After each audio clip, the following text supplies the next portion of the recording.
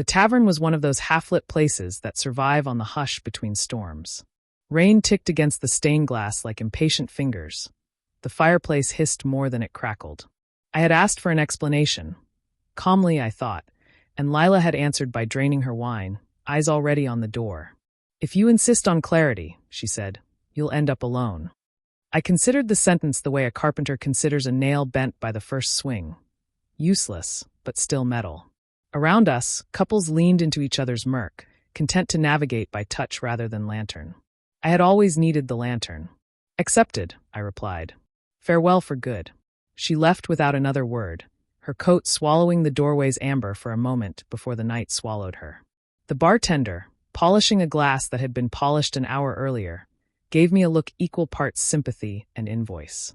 I paid for both wines, though I had drunk only half of mine, and stepped back into the rain. It felt colder now that clarity was no longer a request, but a destination. That was the prologue. The story begins the next morning, when I woke in my apartment to find the echo already rearranging the furniture. I had imagined loneliness as a single note, hollow sustained, but it turned out to be chordal.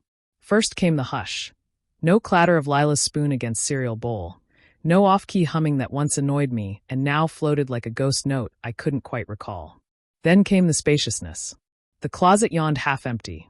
The bathroom shelf held only one toothbrush, one deodorant, one stripe of shaving cream across the mirror like a comet. I tried to treat the day like a checklist: coffee, shower, answer emails. But every task felt unsubstantiated, as though clarity were a solvent that had dissolved the adhesive beneath ordinary life. I stood by the window watching commuters scurry beneath a low November sky and realized I had been expelled from the comfortable fog most people breathe. The first week I built routines the way shipwrecked sailors build rafts, hastily, from whatever floated. I cooked elaborate dishes that required precision. Beef bourguignon croissants, a laminated brioche that took 3 days and ended up overproofed. I measured flour to the gram, timed every rise, documented failures in a notebook titled Evidence. The pages filled with ratios, timestamps, marginalia. Asterisk too much steam, crust pale. Kitchen temp 68 degrees, needs 72 degree. Asterisk I was, I suppose, compiling a dossier against future accusations of vagueness. At night I walked the city grid, counting steps between traffic lights, cataloging which corners smelled of roasted nuts, diesel, or the ghost of bakery yeast. I noted how many seconds the walk sign lasted, 15. How many pigeons roost under the bridge, 22. How often the river's surface reflected the moon without fracture, rare. I told myself I was building clarity the way astronomers build telescopes, collecting light, eliminating distortion. One Thursday I met Marcus, a retired cartographer who set up a chessboard in the Riverside Park. He played both sides but kept score as if two distinct histories were contending. I sat across from him. He pushed the white pieces toward me. "Your move," he said, though we had not introduced ourselves. I advanced a pawn. He nodded, eyes on the board, and spoke as though continuing an earlier conversation. "Most people fear blank spaces on maps. They'll draw dragons rather than leave nothing. I used to draw coastlines," I said. "Now I'm trying to see what the parchment actually looks like." He chuckled, captured my knight, and pointed at the remaining space. "That square, E4, is only true until the ocean reclaims it. Clarity isn't static, son. It's a tide." We played until fog erased the street lamps. I lost every game, but I kept returning, learning to let the board rewrite itself rather than insist on a single narrative. December arrived with a dryness that cracked lips and static-charged doorknobs. Lila sent no messages, and I sent none. My sister, Hannah, invited me to Christmas dinner. I declined, claiming work. The truth. I feared my newfound lucidity might fluoresce too brightly under family scrutiny, revealing fissures I hadn't decided how to mortar. Instead, I spent the holiday volunteering at a shelter, ladling soup that smelled of cedar smoke and cumin. The guests asked for nothing abstract: seconds, an extra blanket, confirmation that the world still had edges. I could provide the first two. The third remained negotiable. A woman named Dora sat beside me, her hands mapped with veins like rivulets. She studied my face longer than most. "You look like someone who just stepped out of a burning house and can't decide whether to warn the neighbors or keep walking," she said. I laughed, startled by the accuracy. "The house was more idea than timber," I replied. She patted my wrist. "Ideas burn hottest." timber you can replace. That night, I walked home through neighborhoods festooned with multicolored lights. Families gathered behind bay windows, silhouettes hugging, raising glasses.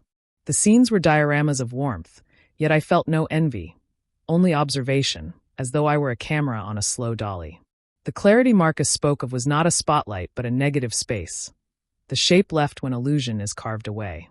By March, the apartment had become a laboratory of precision. I replaced the living room carpet with graph paper tiles.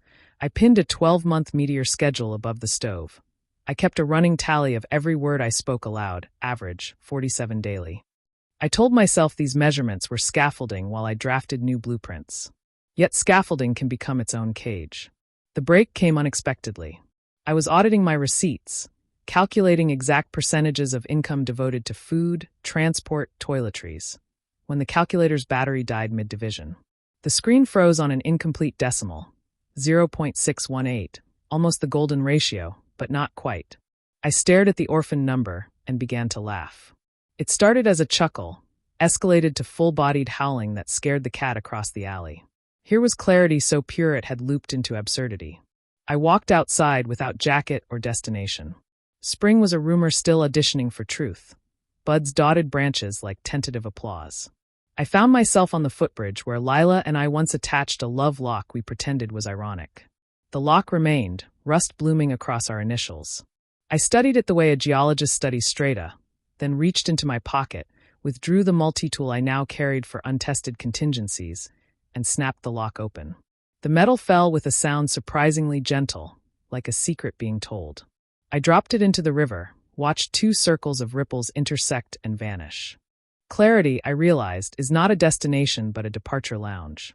Every ticket demands you leave something behind, sometimes the very thing you thought you were boarding to find. I began to dismantle the measurements. Graph paper tiles came up. The meteor schedule was replaced by a single watercolor I painted one afternoon, an abstract wash of indigo and rose that refused to represent anything. I spoke more, then less, then allowed speech to arrive like weather. Some evenings I returned to Marcus's chessboard, some I didn't.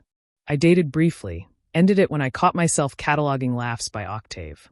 Alone began to feel less like a verdict, more like a studio, echoey, full of possibility, occasionally lonely but never vacant. 1 year after the tavern, I returned, not for anniversary, only for warmth. The fireplace still hissed. The rain had upgraded to sleet. I ordered wine, half expecting to see Lila's ghost in the doorway. She wasn't there, but Dora was, volunteering as a waitress now, her stride steadier, eyes brighter. She recognized me, brought a second glass unasked. "House rules," she said. "First drinks on the house for people who rebuild, even if the new blueprint looks nothing like the old." I raised my glass to her, to the empty chair across from me, to the invisible architects who draft in erasure. The wine tasted of cherries and unfinished decimals. Outside, the city carried on its quiet demolition of certainty, one street lamp at a time. If you insist on clarity, you will indeed end up alone, at least for a while. But alone is not nowhere. It is the clearing where something else can finally grow, unshadowed by the fog you mistook for company. I drank to that, and the room, for once, did not argue.